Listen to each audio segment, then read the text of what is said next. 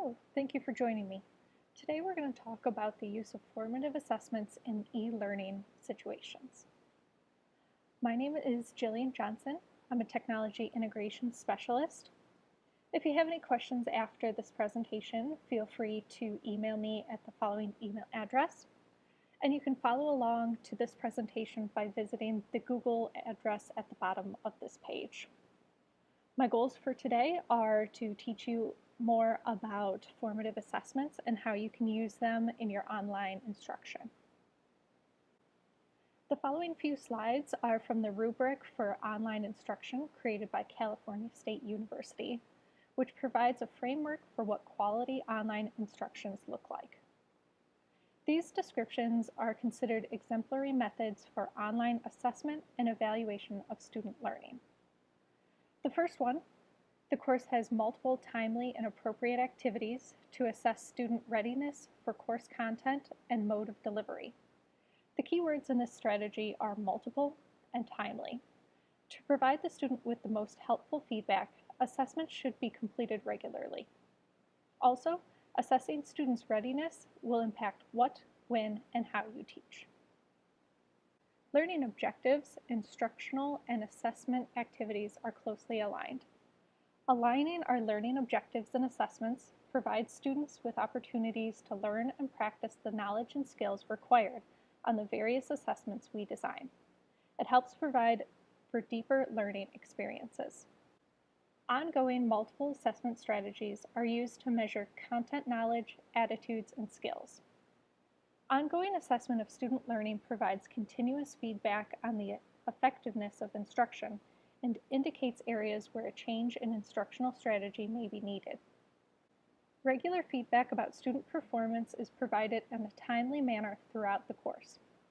Students should receive information about how they're doing as timely as possible. If improvements need to be made in their performance, the sooner they find out about it, the sooner they can correct the problem. And if students have reached or exceeded a goal, the sooner they receive positive feedback, the more rewarding it is for them. Students' self-assessments and peer feedback opportunities exist throughout the course. Self-assessment can allow students to identify their own knowledge gaps, where to focus their attention, helps them set realistic goals, revise their work, and track their own progress. In peer assessments, students give and receive feedback on the quality of their work, often with ideas and strategies for improvement. Evaluating your peers' work can enhance your own learning and self-confidence. The following are characteristics of exemplary learning assessments for both online and face-to-face. They should be authentic, reflecting real-life experiences, challenging, stimulating the learner to apply their knowledge. They should be coherent, serving as a guide for the student to achieve the learning goal, and engaging, attracting the learner's interest. They should be responsive, including a feedback mechanism to assist the student in the learning process. They should be rigorous, requiring applied knowledge of learning to achieve a successful outcome, and they should be valid, providing information that's useful to meet the intended learning outcomes. Your learning objectives are your ultimate goal, what you want your students to learn. Your assessment should be directly aligned to your learning objectives so you can determine if students successfully learned those objectives. An example of a learning objective is, by the end of this lesson, students should be able to perform basic addition of positive and negative integers. A question that would align to that would be, what is 46 plus negative 127? Formative assessments sample student learning and provide feedback to guide the learning process. Formative assessments can be anonymous surveys, or they can be individual or group learning activities. In all instances, feedback rather than grading is the ultimate goal. Formative assessments allow the instructor the opportunity to modify the learning plan and learning experience in order to meet the learning objectives. Feedback is communication that allows an instructor to gain a perspective on what a learner has learned. Feedback from an instructor helps the learner know where to focus future studies and where to review concepts that may not have been clear. Timely feedback can be used to self-evaluate by encouraging self-discovery and a mindset of mastery. The more we know about students, the more we can help them. Observations help teachers determine what students do and do not know. In a brick-and-mortar classroom, you can give students a math problem and walk around and observe students as they're solving the problem. Online, you can give students a math problem and have them create a short video using a whiteboard app or screencasting tool to record themselves explaining how they solved it. You can also hold virtual office hours. These allow you to connect with students, evaluate your teaching practice, and provide individual student support. Classroom discussions can tell the teacher much about student learning and understanding of basic concepts. The goal is to build knowledge and develop critical and creative thinking skills. Discussions allow students to create the depth of understanding while discarding incorrect information and expanding their background knowledge. By activating students as learning resources for one another, there's a possibility of some of the largest gains seen in any educational intervention. The teacher can assess student understanding by listening or reading student responses. Online teachers can utilize discussion boards and chat rooms by asking students open-ended questions. Students can write summaries of key points of a topic or a question they might still have following a lesson. Teachers can create a greater sense of community by asking students to respond to one another. There are many platforms that enable team formation, team workspaces, and assignment galleries. For virtual meetings, you can use tools like Google Hangouts or Appear.in. Exit tickets are typically written responses to questions the teacher poses at the end of a lesson to assess student understanding of key concepts. They should be quick and take no more than 5 minutes to complete. The teacher can quickly determine which students have it, which ones need a little more help, and which ones are going to require much more instruction on the concept. By assessing the responses on the exit tickets, the teacher can adjust the instruction in order to accommodate students' needs for the class. To take this to the 21st century, have students create a 3x3x3 video. Students must create a 3-minute video that includes 3 key points and 3 applications. This can be adjusted as needed. Maybe you ask for a 1x2x2 video. That's a 1-minute video with 2 key points and 2 applications. Learning logs, journals, and blogs can be used for multiple things. Students can write reflections on the material they are learning, respond personally to content, ask questions they need clarified, make predictions, and compose their thoughts about new content.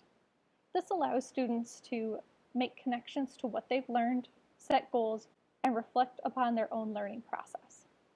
The act of writing about thinking helps students become deeper thinkers and better writers.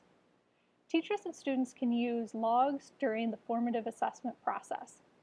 As students record what they are learning and the questions they still have, teachers monitor student progress toward mastery of the learning goals and adjust instruction to meet students' needs. By reading student logs and delivering descriptive feedback on what the student is doing well and suggestions for improvement, the teacher can make the log a powerful tool for learning. Online students can create an ongoing reflective journal using Google Docs or blogs, and the teacher can read and provide feedback. There are several forms of visual representations, including one that offers assessment data for the teacher is the use of drawing. For example, you can have students draw using Google Drawing to illustrate a vocabulary word. Graphic organizers are visual models that can assist students in organizing information and communicating clearly and effectively. They can be used to structure their writing, brainstorm ideas, assist in decision-making, clarify story structure, help with problem solving, and plan research. Online students can use tools like Google Drawing and Poplet. Peer and self-assessments create a learning community. When students are involved in criteria and goal setting, self-evaluation becomes a logical step in the learning process. Students become metacognitive and are more aware of their personal strengths and weaknesses. With peer assessment, students begin to see each other as resources for learning. When students are required to think about their own learning, articulate what they understand and what they still need to learn, achievement improves. Online students can use collaborative tools like Google Drive or Office 365 to share documents with each other. Tools like Turnitin.com help improve students' writing with instant feedback as they revise their work. It's always beneficial to provide a rubric for students so they have a criteria to assess each other with. Teachers can use pre-tests or polls to gain information about students' prior knowledge and understanding, as well as comfort level with different topics. They can use the results to influence their instruction. Quizzes can be used during the formative assessment process to monitor student learning and adjust instruction during a lesson or unit. Constructive quizzes will not only provide teachers with feedback on their students, but they will serve to help students evaluate their own learning. By using quizzes to provide students with immediate feedback, the teacher can quickly determine the status of each student in relation to the learning objective. And students can learn more with the immediate feedback instead of having to wait until their teacher grades the quiz to see the results. To use an online exam as a formative assessment, there are two critical points to the design to ensure it occurs during learning and for the purpose of enhancing future learning, as opposed to strictly marking a grade. The first is specifically state to the student the purpose of the exam. Tell them that the grading, if there is any, will be low stakes and that the purpose of the exam is to provide them with feedback on how well they are progressing. The second is to put valuable and immediate feedback in the exam so that when a student answers a question, he or she not only gets a correct or incorrect response, but also an explanation of why the answer is correct or incorrect. One of my favorite tools for creating online assessments is Google Forms. It's quick and easy, and you can direct students to different pages based on their answers. If you're teaching a synchronous online class, you can use tools like Kahoot to create and play interactive game shows. When creating a quiz, keep in mind your learning objectives and Bloom's higher order thinking skills. Using projects meets the needs of each individual student because each project can be different based on the interests and skill set of each student. Students can create digital presentations either individually or in a collaborative group.